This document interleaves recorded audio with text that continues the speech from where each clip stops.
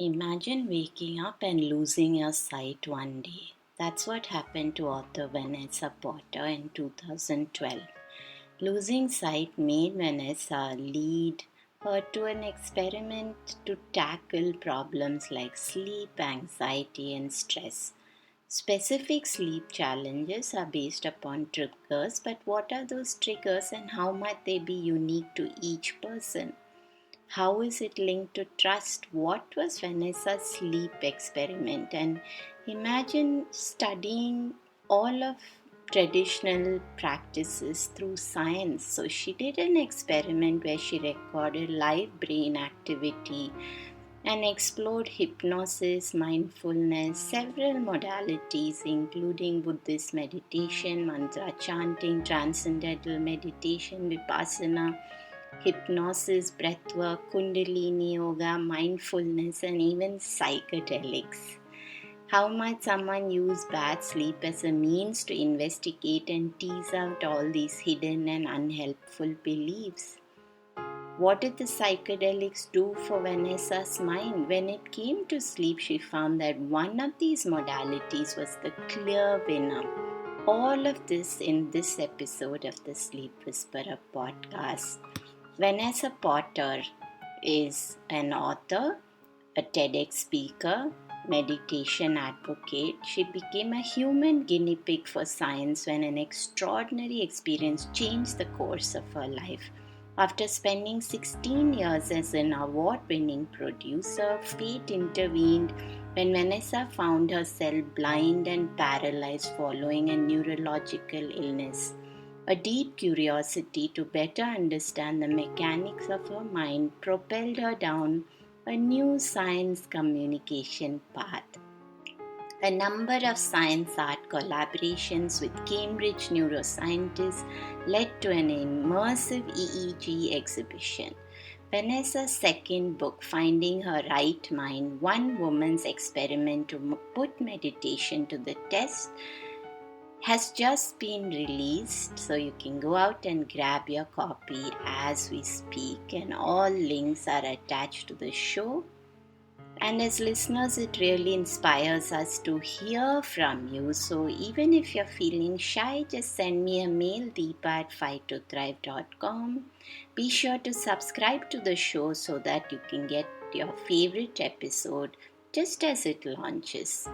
If you'd like to share someone who can be featured, make a personal introduction.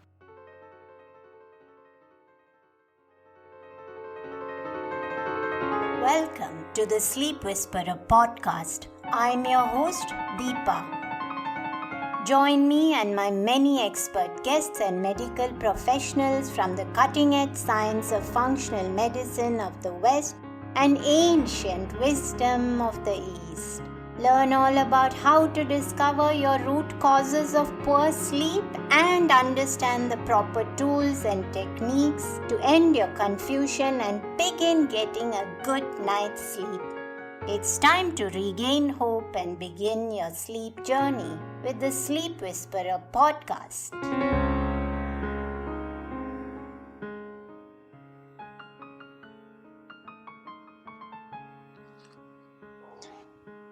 Vanessa, welcome to the Sleep Whisperer podcast. It's a pleasure to have you, and I've been really looking forward to our conversation. And much like sometimes you feel a soul connect to somebody whom you've never met, I felt that way with you somewhere, even on our mailing thread.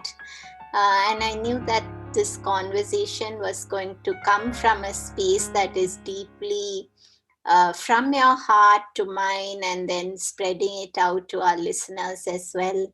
Your story is really warm and touching and gives so much hope. I must tell you that when I watched your TED talk just a few days ago as I was researching for our conversation, and you hadn't actually mentioned the TED talk to me in our communication, so I just happened to look at it, and I was frozen. So I was really frozen to know that what would have been potentially a space where somebody could have just spiraled down into rejection. And of course, you did go through all that, but coming from that space of losing your sight one fine day to where you are, and your book is coming out right now. How did, just share a little bit, if you're comfortable with sharing a little bit about that journey, just to give our listeners some hope, and then also how that actually led to this amazing experiment that you've done, where you've actually looked at brain activity using different modalities, and how that has actually translated to mean something in the space of sleep. And you have two full chapters dedicated to sleep in your new book as well. So, would you mind sharing a little bit about that? Sure. So the story, if you like, my story started in 2012. And just to give a bit of a background, I was a busy mum. I had a full-time job as a television producer, and I had two very small children. They were 2 and 4. And I had some plans, and of course, fate came along and threw them all out the window. I basically, it took 3 days. I went blind and paralyzed within the space of 72 hours. It was very shocking. It was due to a very, very rare neurological illness. And it was devastating. There is no other way. And it was one of those experiences that was life changing. People say life changing, but it really was. So I, during that time, started to use a lot of meditation. Actually, it started pretty much within sort of the first day, because it dawned on me very quickly that whilst I had a team of doctors looking after me and an amazing, group of family members, I was totally supported, but I kind of knew inside myself that I was going to have to heal myself, that if I needed to control anxiety and fear and panic, which of course is surging through my body, they couldn't do that bit. That was me. And so that was one of the most profound learning experiences. And I did recover. It took a year. My sight slowly came back, and the paralysis went. But I continued with the meditation, and the meditation became a strategy, a savior. It was something that was so deeply rooted in me. And I'd learned techniques from antenatal classes. So I wasn't a meditator before all of this. I had some tools. And what was fascinating to me was how my mind intuitively dipped into that toolbox and picked out some specific tools. Now, those were visualization. And that is where you visualize a beautiful place quite often. It can be anything. In my case, I visualized a beach. And I also used self-hypnosis, which I had been taught during antenatal classes as well. And this is to induce a relaxed state and to suggest to your own unconscious mind that you are in a calm, healing place. So those were my tools. And after my recovery, I got very curious.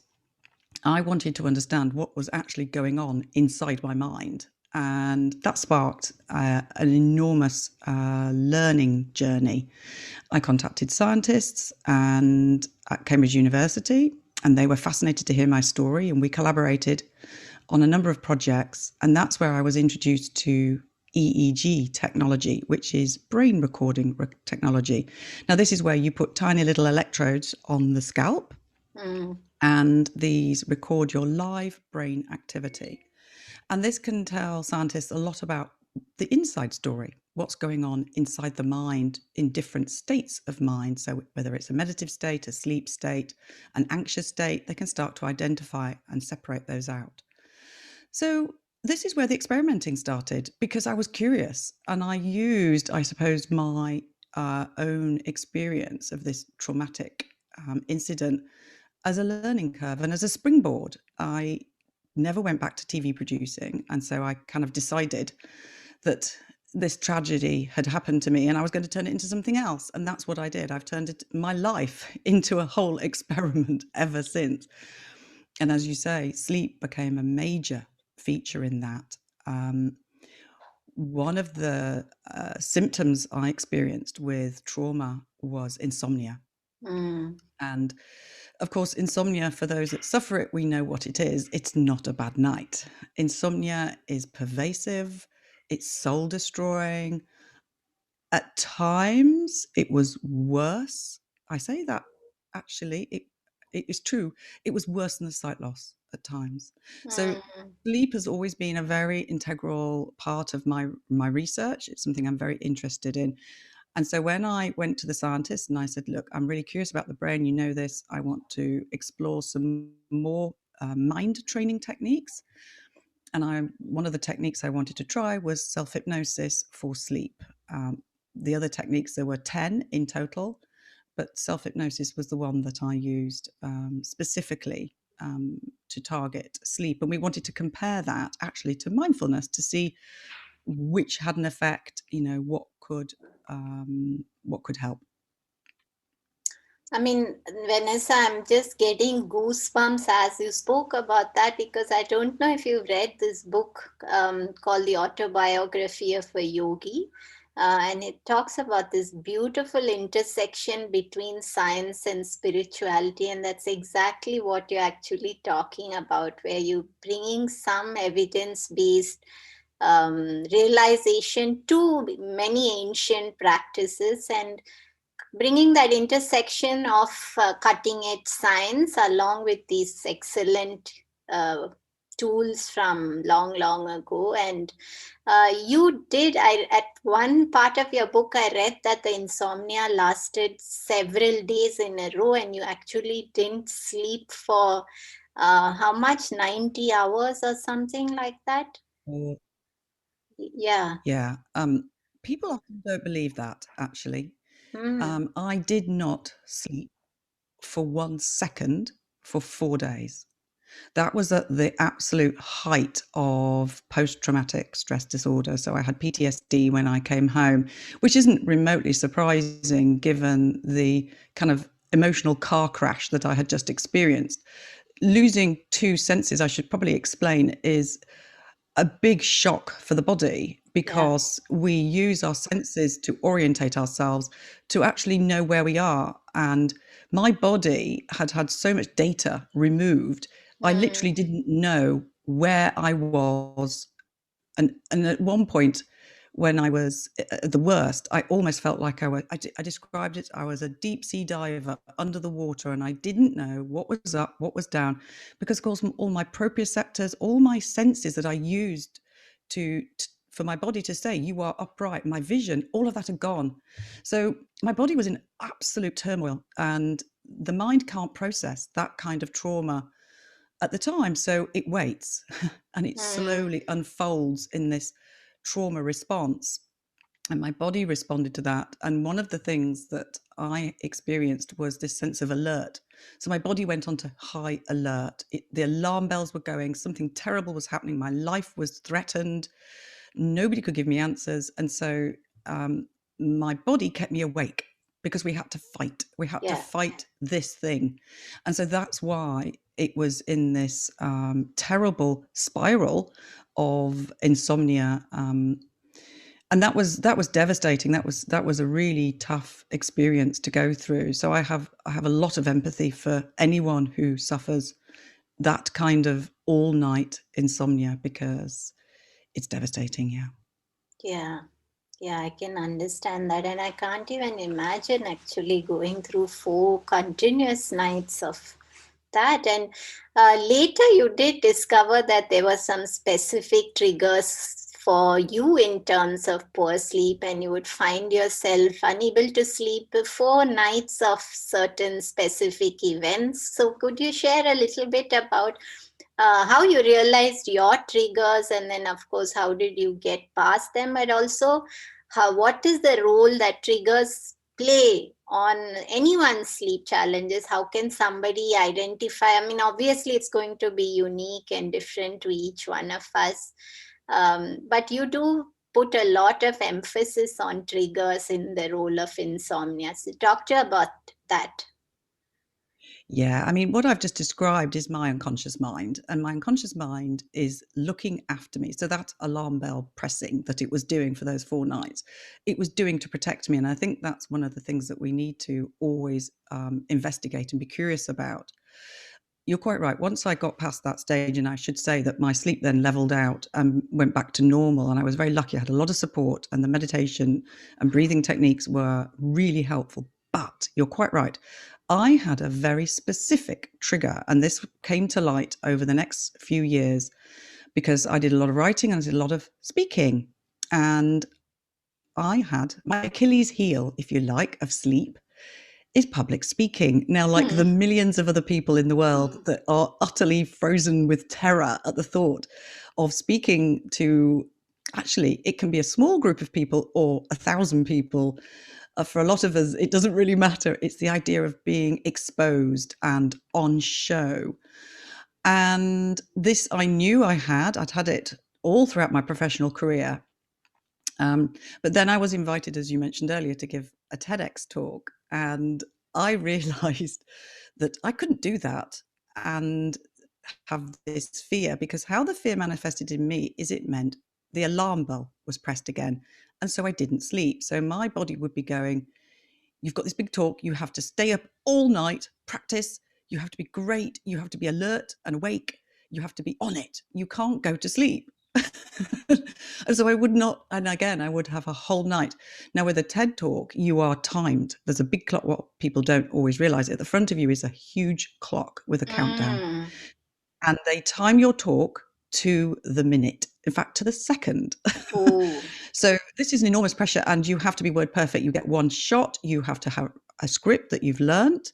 So there's a lot of pressure. And my talk was to 1,000 people with 4 cameras.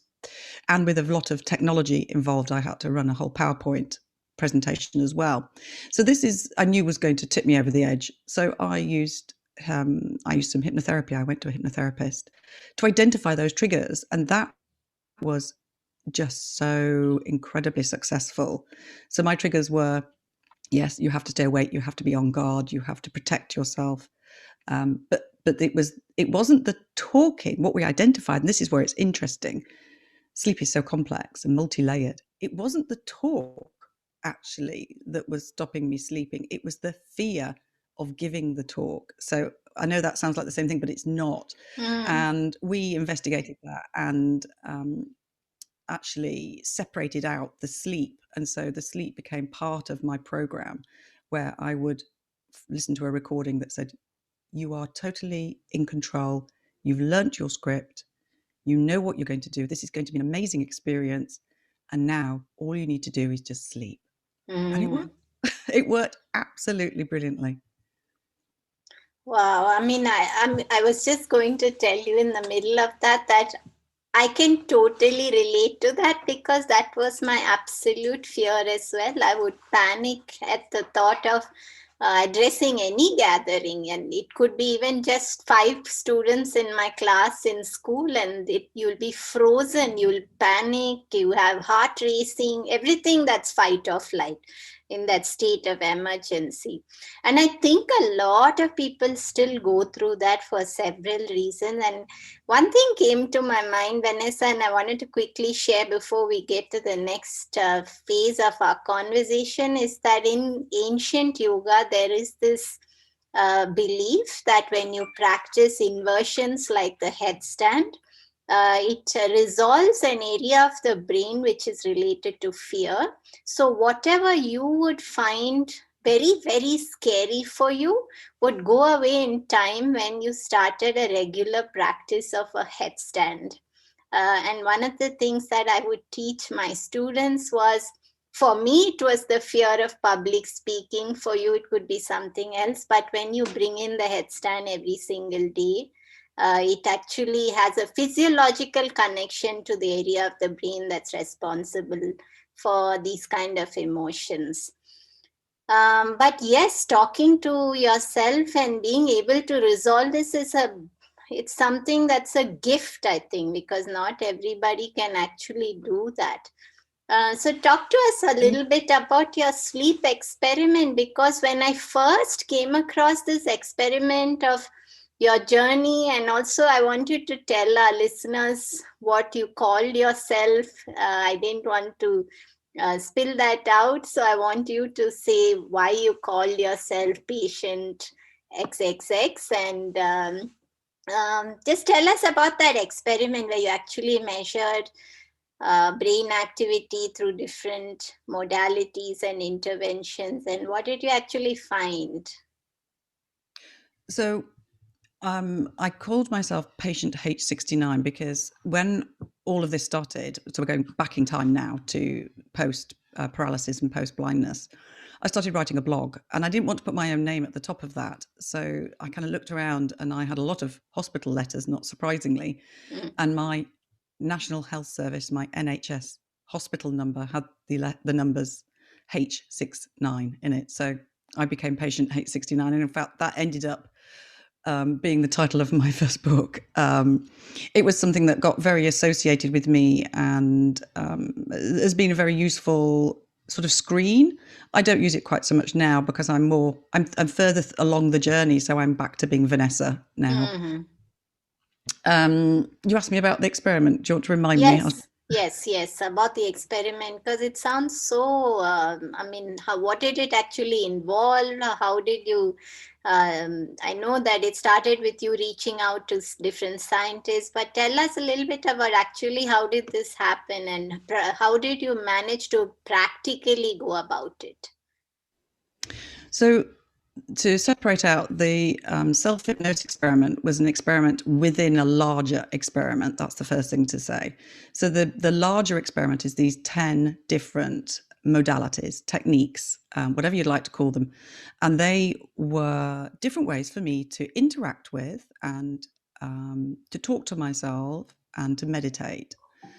And these are mind training techniques, and they were anything from mindfulness. So I started with an MBCT course.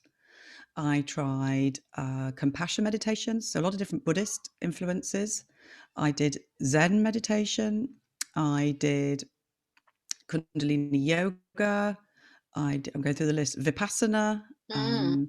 I did, so I did 10 in total. But I breath work. Transcendental meditation. Transcendental meditation, Christian meditation. There were so many. I sometimes forget the list. But I ended with psychedelics, which was the ultimate way to interact with your own mind. But it's a legitimate form of a legitimate modality to put in my book, because this was about finding out about yourself and finding the right way Right. to heal yourself, but also to understand why things maybe have played out in the way that they have in your life.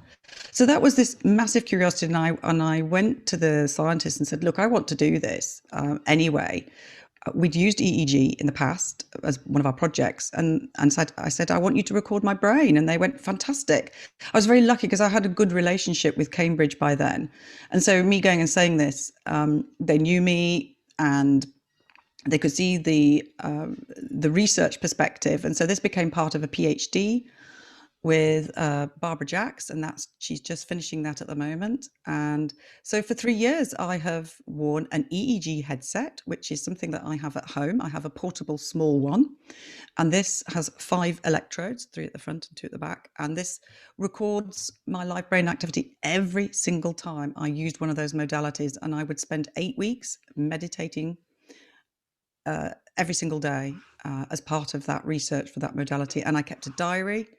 And then literally the scientists have this massive hundreds and hundreds of hours of data of my brain as I kind of weave my way through all of these different modalities, and they're interested in looking at my human experience. So they ask questions like, did you feel bored, distracted? Were you focused? Were you emotional during this meditation? They wanted to know me to scale and then to list how I felt during each meditation, so that they could then they could map the meditation experience from my perspective.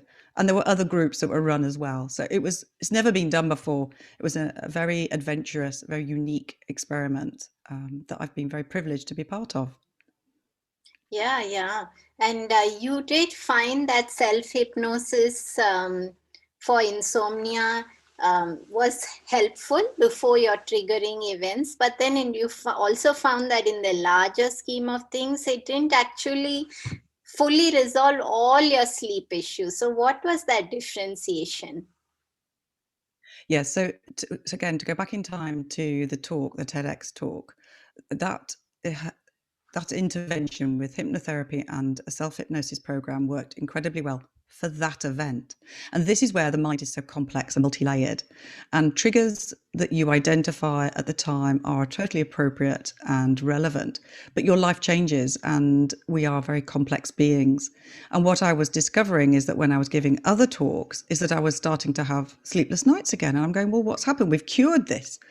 And actually it's not as simple as that. And what we realized is that we had cured, if you like to use that word, we had impacted part of the problem and not all of the problem. And that's what I then started to really have this respect for the unconscious mind, because we talk about talking to ourselves and, but talking to the unconscious mind is a very specific thing. It's not this cognitive thinking mind. It's this much more deeper, powerful part of ourself that we can have a two-way dialogue using self-hypnosis.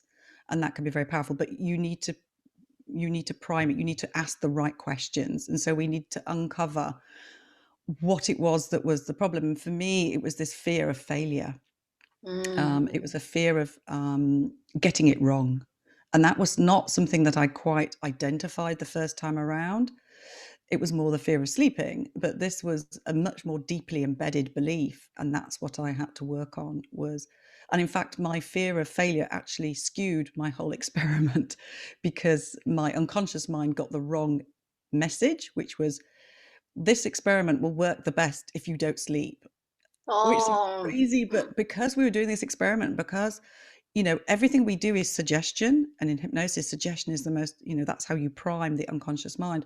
So I picked up this message that I needed to not sleep, because then that would make the results more dramatic, which is fascinating to know that the unconscious mind can be, the unconscious mind doesn't have this cognitive process that we have. It doesn't rationalize, it's emotional. So it was going to, if you don't sleep, you're going to succeed. And it was as simple as that. And so we had to kind of unwire that belief and reprogram my mind to actually see sleep again as this healing and nurturing and positive thing, and not linked up to an experiment. So actually my experiment, I shot myself in the foot with my whole experiment during the book. but even that was just, it's just part of what I was doing. It's this fascinating world. And I learned so much, even from kind of getting it wrong. I learned so much. And I think, Vanessa, what you said about shooting yourself in the foot, I think sometimes that happens to all of us, where that's when we have these profound realizations. And you're so right about the space of the mind where we really don't know what are our ulterior motives about something, or what are we truly believing, because sometimes the conscious mind is convincing you of so many things. And I can so totally relate to the fear of failure, as I'm sure multiple people listening can as well.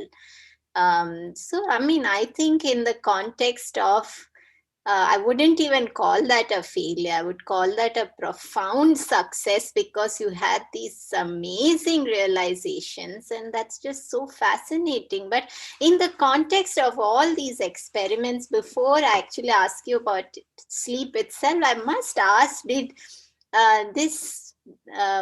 having this experiment and this 3-year process of wearing this EEG monitoring, what did that do to you as a mother? How has it changed you as a mother in terms of looking at your kids' thoughts, beliefs, and do you attempt to tell them to believe something else, or do you has it changed you in any way? Because I can totally see myself telling my son something from all my realizations of such an experiment. Yeah, one of the things I've learned, because hypnosis is an integral part of my research, and I never tell anybody anything, because in actual fact, it's the best way for someone not to listen. And I mean that to both of the minds, the cognitive mind and the unconscious mind does not like to be told what to do. So, but you're right. Doing this kind of experiment, it involved my entire family, and I walked around the house wearing a very strange headset for 3 years. And my children were kind of curious from the distance. They didn't want to be involved in any meditation, and I never imposed that on them. My son and I do a body scan together quite regularly as a relaxation tool at bedtime. And actually, I do use some very, very gentle, suggestive language with him at nighttime to empower him to sleep. And that's a very, very gentle, and it creates an incredible bond between us. I mean, I've been doing that since he was 7 or 8. We've been doing it for years, and he still asks for it.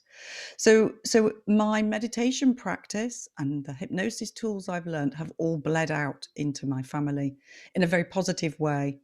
They've become involved in it, but from a kind of peripheral point of view, it's connected us a lot more. So me learning about myself made me kinder, more patient, less volatile at times, less shouting on the school run.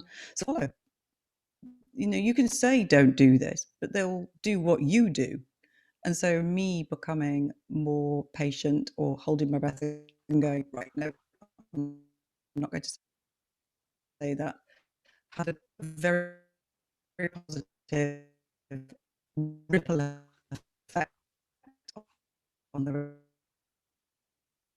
rest of the family. So Vanessa, in all these, the fact that you're saying that there has been a little bit of spillover from these experiments into your children's life, both in terms of guiding them gently, but also in terms of bonding with them. So what are the realizations that you feel you had in terms of somebody who's chronically sleepless? And I know that you have great empathy for that, but what might you advise for somebody who's just starting off, and is there something that they could begin with as of now, which is simple, like how you might guide your child? Is there something that you could share with us? Absolutely. So I think the first thing is don't beat yourself up. That's the first thing, kindness. And also perhaps maybe consider that you can't talk yourself out of a sleepless night. When this mind, this rational, chattery inner mind starts going off on one, that's very, very unhelpful. So, and this isn't the mind that will, in my view, will help you sleep. It's the bigger unconscious mind that we need to reassure and make feel safe. So sleep hygiene, I'm a big believer in routine, and I know a lot of sleep scientists will reiterate that. Not having too much tech late at night, having a regular bedtime, and following a really lovely, comforting relaxation routine at night. As human beings, we do like routine, we like familiarity. And so I often use, and even now, I often use a body scan at nighttime, which is there's lots and lots of different types, but they are where you systematically and sequentially move up your body and relax each part of it in sequence. And that can really, really help, because that sends triggers and signals to the body that actually we are now shifting from our day and our busyness, our activity, into a sleep mode. And so all of these send cues, all of these tools send cues to the brain that we are now shifting into this relaxation mode. And maybe without even giving yourself the pressure that, okay, we're going to sleep, just relax first. That is a really good segue into sleep. So if I have a night where I've got a busy mind or whatever, I will always use a body scan. And that now I've become conditioned as well, that is a way of my body knowing. It goes, oh, right, okay, so we don't have to think about this quite so much. And if you have got spiraling and spinning thoughts, that's fine. This is part of being human. It's part of this crazy world that we live in at the moment. That sort of erratic, crazy mind is normal. What we maybe learn to do, and this is also bringing in a lot of the meditation practices, and they all do it in different ways, is to not interact with those thoughts. You just go, yeah, crazy busy mind, my gosh, look at you, you are all over the place. But rather than going, stop, no, it's this idea of pulling back. Put your mind onto your ankles and then onto your calf, and your mind will do that. It will jump back to the busy mind. But the trick is to not engage, not get on the thought trains, not going shooting off, down whatever avenue it takes you, but to pull your mind back to the body. And I find grounding my way through my body like that is a really helpful sleep tool. And I think, Vanessa, this sounds a lot like when you're trying to discipline a very mischievous child. And if you go saying, no, don't you dare do that, stop, stay still, no touching that, that's the first thing the child is going to do. Whereas if you were, what fun that looks like, hey, isn't that crazy? Then, you kind of indulge them a little bit, and then maybe they just start to. So it sounds like a mischievous child, and of course in yoga it's the monkey mind. And of course grounding is great, because just feeling that contact with the ground or your bed, whatever, is so, it's a form of trusting. And you mentioned right at the start how you realize that the fact that you were losing sleep when these triggers came up for you, it was public speaking, that it was a lot to do with trust, about feeling safe, feeling trust. So that is a great, and I think what you mentioned was also that doing it regularly, you condition yourself. Then you just start to expect, you just tell yourself that, hey, you start to relax your body part by part from toe up to the head. And you're just sending those cues to help you relax. And even though, Vanessa, you spoke about sleep hygiene and so many people do, I must tell you how many people know this and they're still looking at their phone and scrolling quickly through social media last thing in the night. The fingers moving so fast with the touch screen, moving down that Facebook feed, that it's creating this flurry in the mind and this busy mind at the last thing in the night. So even though some of these things sound so simple, I think we could all come back to actually applying these simple things on a regular basis. And I want to ask you, because I was really at the end of your book and I've been very blessed to get the sneak peek of it before we actually have it out for everyone else. And I came across this section at the end where you speak a little bit about finally what were your realizations regarding these different modalities using the experiments of mapping your brain activity. So you had some realizations regarding all these modalities, and we discussed this in the beginning, that these include Vipassana, Buddhist meditation, mantra, transcendental meditation, Zen meditation, psychedelic, self-hypnosis, breath work, Kundalini yoga, and mindfulness. Could you share a little bit about what each of these actually, what did you realize from the experiments in the context of each of these? So the book is called Finding My Right Mind for very good reason. And one of the reasons I wanted to try all those techniques is because I think when people are exploring meditation, they maybe try mindfulness or they might try something different, and they give it up too quickly and they think, oh, it doesn't work. And actually what I discovered is that there were clear benefits from every single technique, but they were different benefits and they kind of targeted different areas of my life. And that was the biggest learning for me. So there isn't a meditation Super Bowl. There isn't a winner, because people often say to me, which was the best? And I'm glad you didn't ask me that, because of course, none of them are the best. There's what suits your blueprint, what you need for yourself, and also what you need at that time in your life.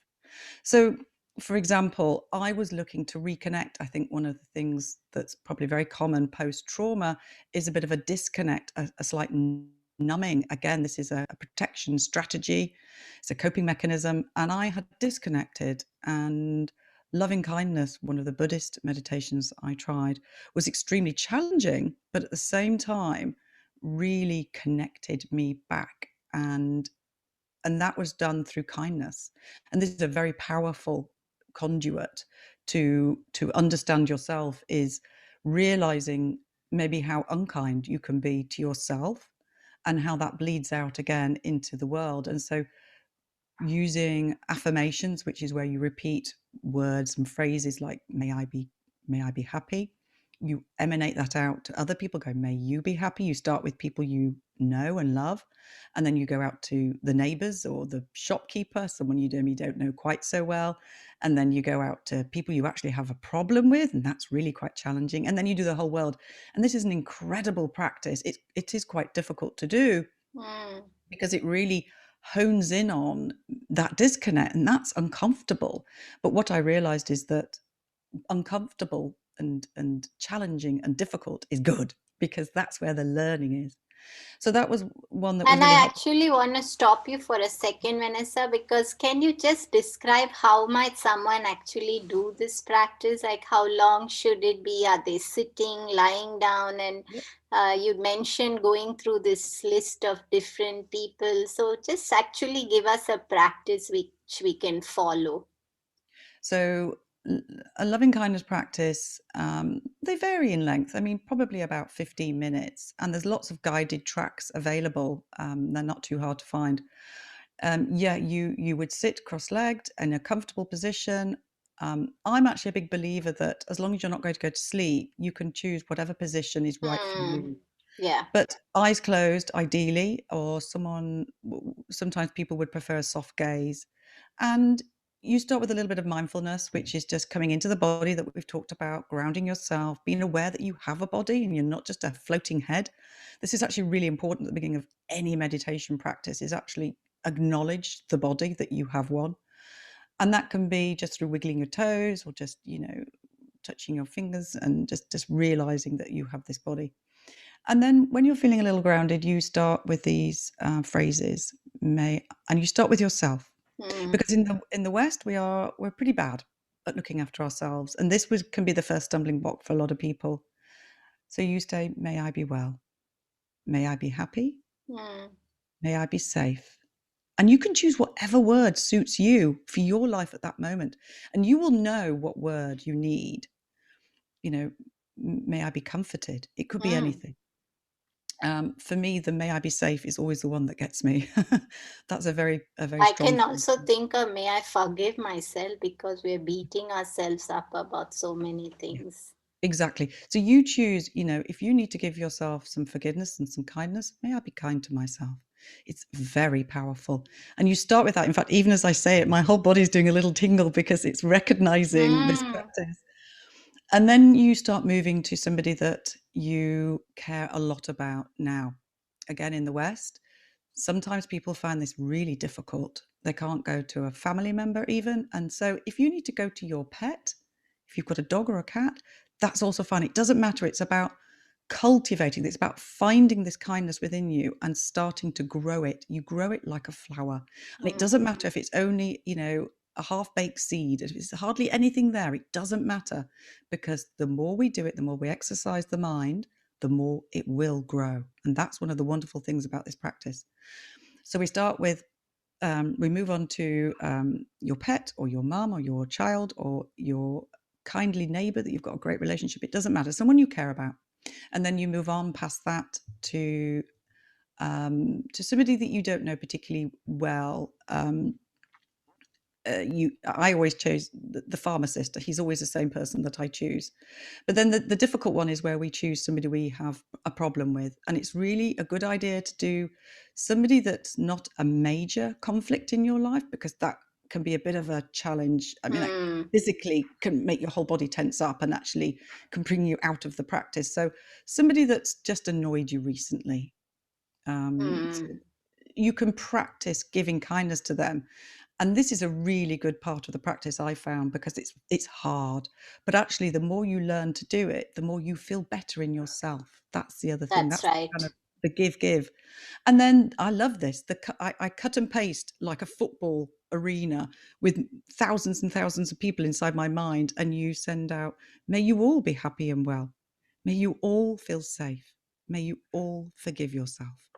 And it's to the whole world, and it's a really powerful concept, and I love this practice. It's a really good one to start with yourself. to And I connect. feel that, as you talk me through that, I felt I would also love to put my hands over my heart as I do this. Yes. I just intuitively felt that that would complete the practice for me personally. I'd like you to tell us a little bit about the psychedelics and how that actually helped you with these realizations. Yeah. So the psychedelics came at the end of this journey because it's not something you take lightly. I Yes. went to a legal retreat in Amsterdam. So, and I should just caveat anything to do with psychedelics.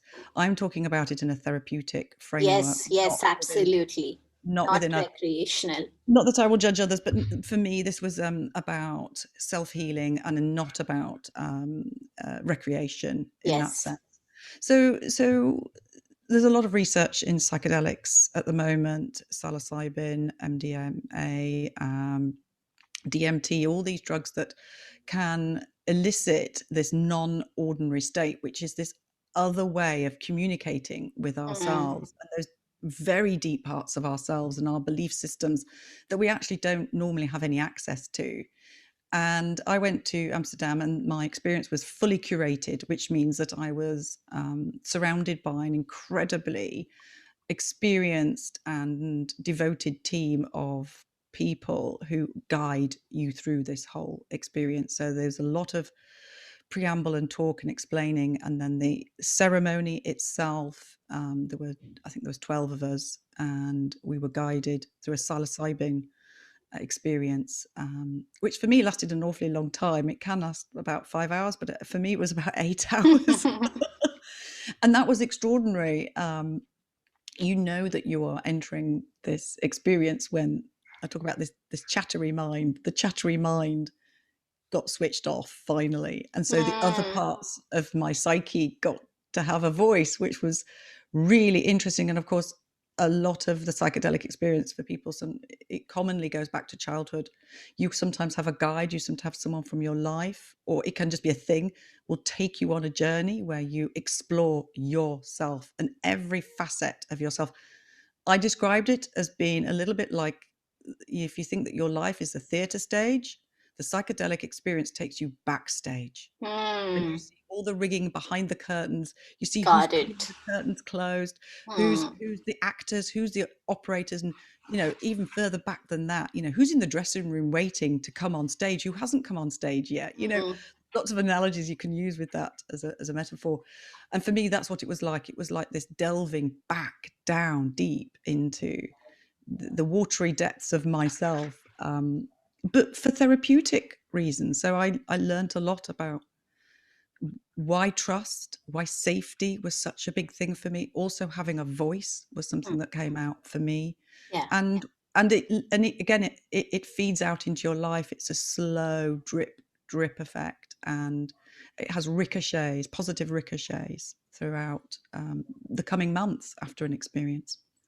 And in fact, Vanessa, these are a big part of Himalayan yogis. So there's psychedelics have been used in terms of trance and meditative, deeper state experiences for such, I mean, from really ancient times, and they've found that it can unlock certain areas of the brain which otherwise you don't have access to. Something like an access denied, and the psychedelics are actually the key to open up those areas. So when you say positive repercussions of this, how could you describe it? How did this spill over into your life going forward? What did it actually give you? Well, from the psychedelics point of view, but also from all the All the practices. practices. Yeah, the one word that just jumps into my mind every single time is this kindness. I'm Mm. much kinder to myself. I don't judge. I mean, I still do, because it's a human nature. But what happens is that as the judgment jumps in, the kindness jumps in as well, and it's bigger. And the kindness just goes, "Woof, no, you can't do that. Let's not do that. That's not going That's to beautiful. it's not going to help, actually." But Mm. yeah, this idea of being a little bit more compassionate towards myself is a very, very powerful learning. And I And think, don't you think that many times when somebody appears to be frustrated or angry as people, there's so much going on, and I always feel that somewhere they're missing something to themselves. So they're not giving themselves what they need, which is why they're kind of lashing out at the world. And having that compassion for yourself is actually the first step towards having compassion as a universe. So it begins with you feeling safe, feeling secure. And I do want to ask, because this one statement in the end of your book popped out at me right there, that when it came to all these modalities and the experiments that you went with, you found almost as if there was a clear winner, something that stood out in the context of sleep. So, what was that? And what can you tell us a little bit more about that to help people as we end our conversation?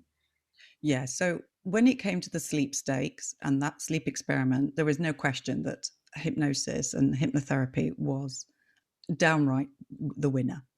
Um, what was interesting is that by the end of the experiment, I kind of, I know it sounds crazy, I didn't care because my learning about myself was so powerful. But actually, mindfulness, because that was that we did a control and we did an active part of our experiment. So just to explain how the experiment worked, I had two talks coming up. For one, I practiced 3 weeks of mindfulness, Mm, and for the other talk, I practiced 3 weeks of self hypnosis. And the mindfulness did nothing. I slept, I think, an hour and a half before the talk. And on the 3 weeks leading up to the second talk, which actually was more scary because it was to a group of master students at Cambridge University. So I was very intimidated. mm, Um, I slept about 6 or 7 hours, which isn't a wow. full night, but it was Yeah. significantly better. And also, I had the calmness that comes with what self hypnosis has given me. The relationship with sleep had been kind of rebuilt again. And so, yeah, self hypnosis for me, and I still use it. I still use it all the time. And you constantly have to go in and reprogram and readjust and tweak and look at the messages. But ultimately, the way I do that is hypnosis. That's beautiful. So, any practices that we can? I mean, I've done couple of episodes on self hypnosis, but I'd love to hear from you again. Like you described, a short kindness, gratitude practice. Something. Could you share a small practice that we can actually begin with in terms of, or do you need to actually be guided and you need to learn this?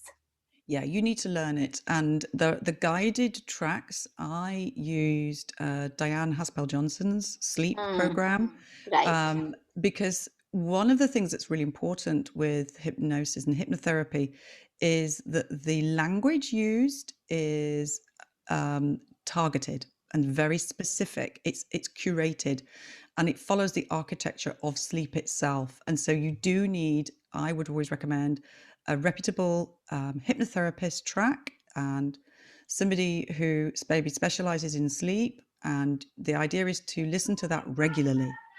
In doing it once is going to have a limited effect. You need this repetition. You need to recondition your mind, soothe those beliefs, and allow the hypnotherapy to weave its magic. And that is done over, it took me 3 weeks. So I did 3 weeks of listening to a track which was about 20 minutes long every evening. And I would do that, very easy to do at the end of the night, put headphones on, just lay in bed. It's very relaxing. But those tracks are very, very specifically worded. And that's the point of hypnosis. It's not just anything. And a hypnotherapist knows exactly how to do that and to make sure that that's always within a safe environment Right. and done in a professional manner. So, yeah. But there's lots of people around, there's lots of tracks around. It's not a difficult area to research. And in fact, on our own show, we have episode number 32, which has Jordan Rystrom with a guided self hypnosis practice, and Diane as well, whom you mentioned. We have her as well. So I will also link those episodes to this one so people can actually take a listen and do the practice. But your journey was just I think I had goosebumps and shivers up my spine through our entire conversation. But Vanessa, before I let you go, you need to complete our sleep whisperer mantra, which is if sleep is the new medicine. Yes, sleep is the new medicine, but you are the therapist, you are the teacher, and you are your own doctor. Perfect, Vanessa. Thank you so much for giving your time. And I urge everyone, if you've been fascinated by Vanessa's story, grab a hold of the book, which is just releasing, already released, and it just goes in a much deeper level to all that we spoke. So you must get your hands on that. Vanessa, where can people actually find you? So they can find me on Instagram. I am Vanessa Potter Writes. That's WRITES. I have a website, vanessapotter.com, and Finding My Right Mind is available in all bookshops. I'm sure it's going to reach great places because, as I said, I was blessed to get the copy way ahead of time. And I was actually frozen to that chair behind me a few days ago when I was reading that. And I was just, I couldn't answer my son or my husband when they walked into the room because I was so wrapped up in the chapters about your story and sleep. And I'm actually going to read the whole book as well because I had just enough time before our conversation to get through those specific chapters, but it was so interesting that I know that I want to read the whole book from the start to the finish. Thanks for being on the show, Vanessa, and good luck with the book, and hope to have you back sometime talking about maybe psychedelics as an entire episode in itself. Yeah, psychedelics is a big subject. Can I also just mention, I've forgotten, because I've just started a podcast as well. Oh, lovely. It follows on from the book, actually, because I learned so much, and I'm just so curious. That is my modus operandus is curiosity. Yes. And so it's called Finding Your Right Mind, and that's a lovely podcast I just started. So if anybody's interested, they can pick up on that as well. But thank you so much for having me. Yeah, it's been great.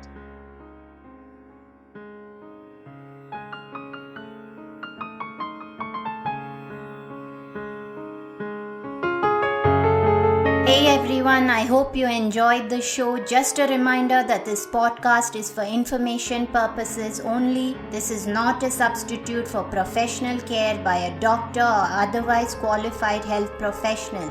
This information is provided on the understanding that it does not constitute medical or other professional advice or services. If you are looking for personal help on your health journey, do seek out a medical practitioner. Please do make your own healthcare decisions based upon your research and in partnership with your doctor or otherwise qualified healthcare professional. It is in no way intended as medical advice, as a substitute for medical counseling, or as treatment or cure for any particular health condition. Be sure to always work directly with a qualified health practitioner before making any changes to your diet or lifestyle that may feel out of your realm of comfort or understanding. If you are looking for an allied functional medicine practitioner, do seek out more information on www.phytothrive.com or www.sleepwhisperer.pro. It is important that you have someone who is qualified and understands your health personally in order to provide adequate care, especially when it comes to chronic health conditions.